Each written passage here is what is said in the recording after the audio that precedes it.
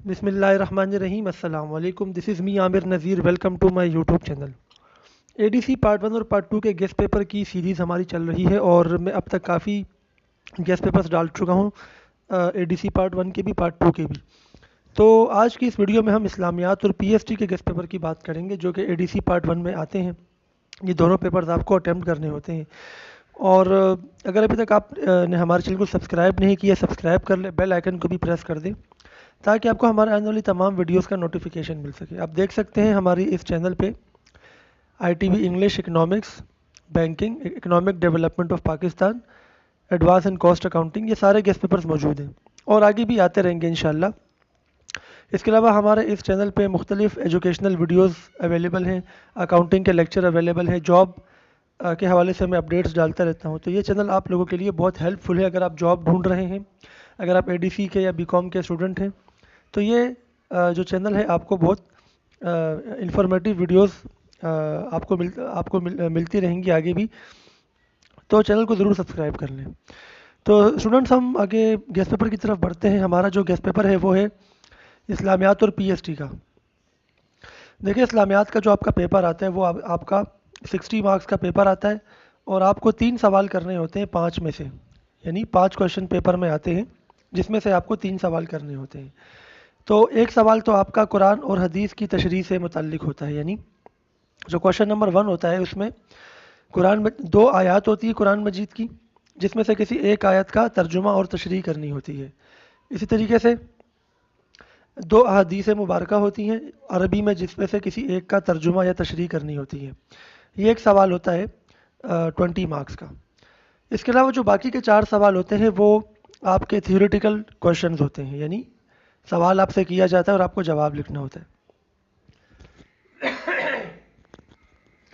तो आपको 3 सवाल करने होते हैं, आपकी मर्ज़ी है, आप कोई से भी 3 सवाल कर सकते हैं। क्वेश्चन नंबर 1 जो कि कुरान मजीद और आयत और अहादीस की जो तशरीह करनी होती है आपको, वो भी आप चॉइस में छोड़ सकते हैं और आप कोई 3 सवाल बाकी जो एक्सप्लेनेटरी क्वेश्चन है उसमें से कर सकते हैं। ये आपकी चॉइस है।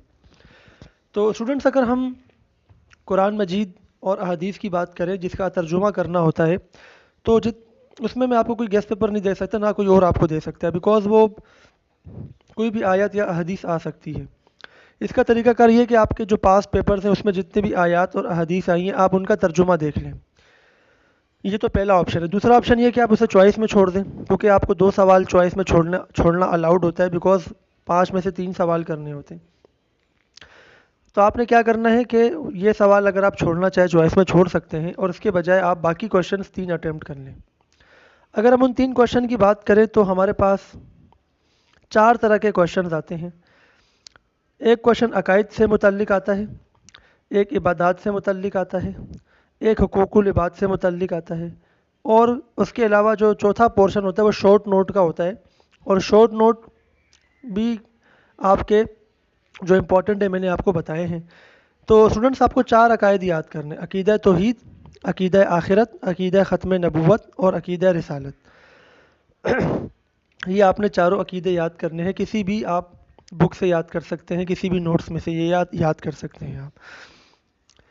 अकीदा तौहीद, अकीदा आखिरत, अकीदा ख़त्म नबूवत, अकीदा रिसालत।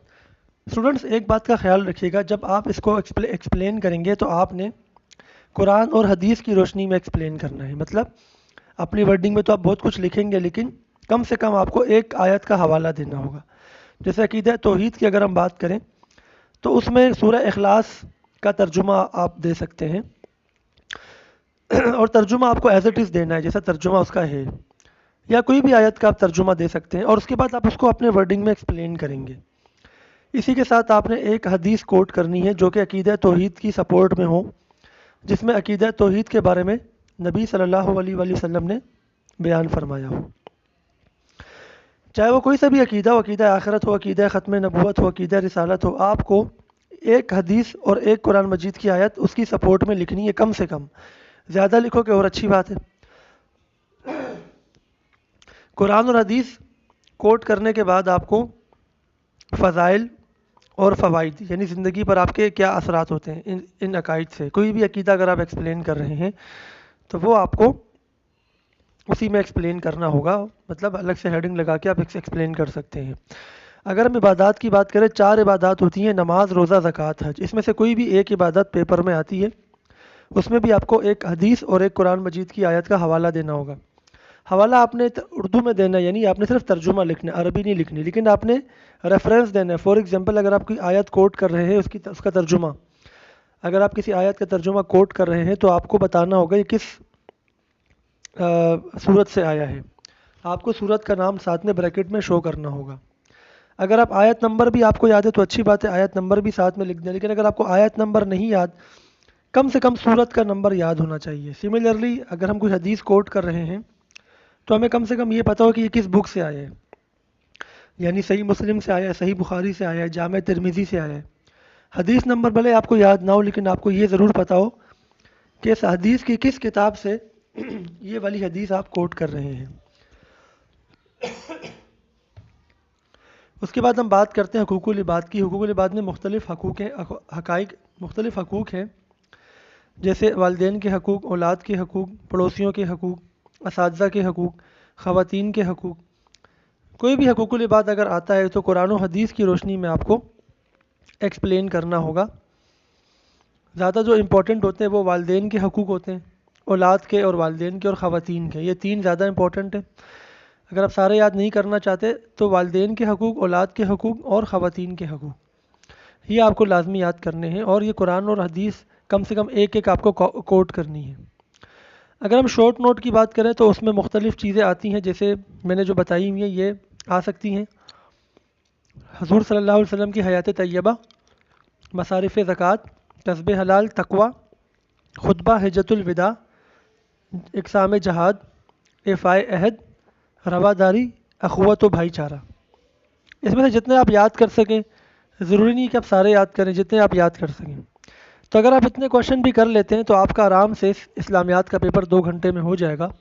2 گھنٹے کا مطلب یہ کہ ایک کوشچن کرنے کے لیے آپ کے پاس 40 منٹس ہوں گے، تو آدھے گھنٹے میں بھی اگر آپ ایک سوال کر لیتے ہیں تو 1.5 گھنٹے میں آپ کا پیپر ہو جائے گا۔ اگر ہم پاکستان اسٹڈی کی بات کریں تو پاکستان اسٹڈی کا پیپر 1.5 گھنٹے کا ہوتا ہے، 1.5 آور کا ہوتا ہے، اور and you have to attempt 2 question out of 5، یعنی 5 سوال آتے ہیں، آپ کو 2 سوال کرنے ہوتے ہیں۔ اس میں 10 سوال میں نے یہاں پہ لکھے ہوئے، یہ 10 سوال اگر آپ یاد کر لیں گے تو آپ کا آرام سے پیپر ہو جائے گا۔ جیسے جنوبی ایشیا میں جو صوفیاء کرام آئے ان کا کیا کردار تھا، تو یہ 3-4 نام میں نے لکھے: شاہ ولی اللہ ہے، شیخ مجدد الف ثانی، شیخ احمد سرہندی، سر سید احمد خان اینڈ سید احمد شہید۔ یہ 4 ہمارے پاس ہیں جو کہ جن میں سے 1 یا 2 آ سکتے ہیں۔ 1940 سے 1947 تک کے اہم سیاسی واقعات بیان کریں جو قیام پاکستان کا سبب بنے، پاکستان کے خارجہ پالیسی کے اصول۔ ٹھیک ہے، یہ سارے سوال آپ خود بھی پڑھ سکتے ہیں۔ اس کو اگر یہ میرے پاس صرف اردو میں ہے، انگلش میں آپ خود اس کو ٹرانسلیٹ کر لیں۔ اگر آپ انگلش میں دے رہے ہیں تو آپ اس کو انگلش میں ٹرانسلیٹ خود ہی کر لیجئے گا۔ اور اب 20 نمبر کا ایک سوال ہوتا ہے، یعنی ایک سوال آپ کا 20 نمبر کا ہوتا ہے۔ یہ 40 مارکس کا پیپر ہے، تو 2 سوال آپ کے ہو گئے 40 مارکس کے۔ 20 نمبر کے سوال میں ہم کتنا لکھیں، یہ ایک امپورٹنٹ سوال ہے۔ دیکھیں اگر 20 نمبر کا سوال ہے اور آپ ہیڈنگ وائز اسے لکھ رہے ہیں تو کم سے کم 10 ہیڈنگز تو آپ کو لکھنی چاہیے، کیونکہ ایک ہیڈنگ کے 2 نمبر ہوتے ہیں، تو 20 نمبر کے حساب سے 10 ہیڈنگز ہونی چاہیے، اور ایک ہیڈنگ میں 6 سے 8 لائنیں ہونی چاہیے۔ 6 سے 8 لائن سے زیادہ نہیں ہونی چاہیے، تو آپ کو کوشش کرنی ہے کہ 6 سے 8 لائنز کے اندر آپ ایک ہیڈنگ ڈیفائن کر لیں، اس کے بعد آپ یہ ٹوٹل 10 ہیڈنگز کر لیں۔ اگر آپ کے آنسر میں 10 ہیڈنگز نہیں ہے، 5 ہیڈنگز ہے، 6 ہیڈنگز ہے، تو ہر ہیڈنگ آپ نمبر آف لائنز بڑھا دیں، یعنی ایک ہیڈنگ اگر آپ 5 سے 6 ہیڈنگ ڈیفائن کر رہے ہیں 20 نمبر کے لیے، تو ہر ہیڈنگ میں کم سے کم 15 لائنز ہونی چاہیے، 14-15 لائنز آپ کی ہونی چاہیے، تاکہ مٹیریل زیادہ ہو تو وہ 20 نمبر کے حساب سے آپ کا پورا کویشچن ہو جائے۔ تو یہ کچھ کویشچنس تھے۔ اس میں جو لاسٹ نوٹ ہے نا، مسئلہ کشمیر، آپ اس کی جگہ لکھیں مسئلہ فلسطین۔ آپ نے مسئلہ کشمیر کی جگہ مسئلہ فلسطین کا نوٹ یاد کرنا ہے، کیونکہ فلسطین کا ایشو اس وقت بہت زیادہ جو ہے وہ ہمیں نظر آ رہا ہے، تو مسئلہ فلسطین آ سکتا ہے مسئلہ کشمیر کی جگہ، اس کو آپ ریپلیس کر دیجیے گا مسئلہ فلسطین سے۔ تو یہ ہماری آج کی ویڈیو تھی، امید ہے آپ کو پسند آئی ہوگی، اور کسی بھی نوٹ سے کسی بھی بک سے آپ یہ کویشچنز آپ کو مل جائیں گے، وہاں سے آپ تیاری کریں۔ تو انشاءاللہ نیکسٹ ویڈیو میں آپ سے ملاقات ہوگی، اپنا خیال رکھیے گا، اللہ حافظ۔